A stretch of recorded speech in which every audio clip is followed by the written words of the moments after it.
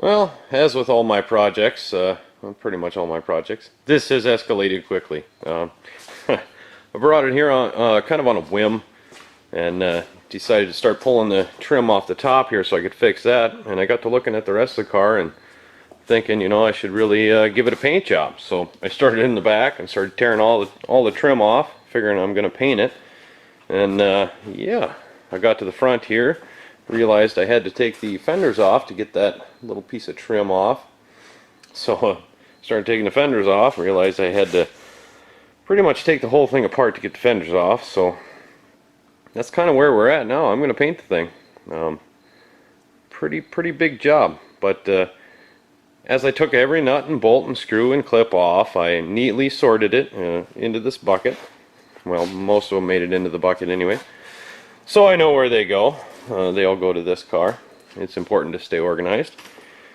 And I think the plan is to go ahead and paint this sucker black, because I never painted a car before, and I figured, hey, let's try to make it as difficult as possible to look good and paint it black.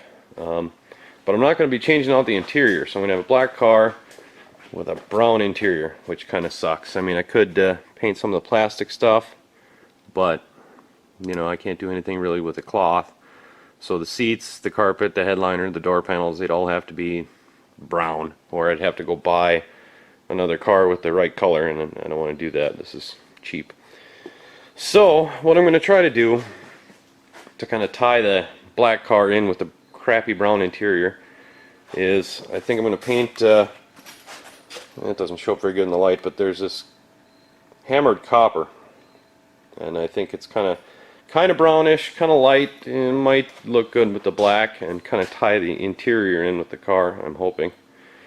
You know what the heck, who cares, it's a $650 car anyway, but yeah, we're going to try my hand at painting. If nothing else, it's practice for when I do the Oldsmobile, you know, someday. But I think this is what I'm going to be working on until probably the snow flies at this rate. Yeah, I guess I'll come back when I've got it all finished torn apart. I still got to take the door panels off and get all that trim off there. And then I got to clean the thing, because it's filthy. No paint's going to stick to this. And then after it's clean, I'll probably start working with these rust holes. I'm not going to get all crazy and cut pieces of metal and weld in and all that junk. I'm just going to throw some Bondo with some fiberglass hairs in it at it, and it lasts as long as it lasts. No big deal. And that's where we're at. The box truck's still at my uncle's, getting welded. That'll probably be there for a while, so I've got some time. And sorry about the lighting. I had to take the light down to get the box truck in here to take this big rack off. But I think I won't be putting a rack on for a while, so I can probably put that light back up before I paint. But that's where we're at with this one.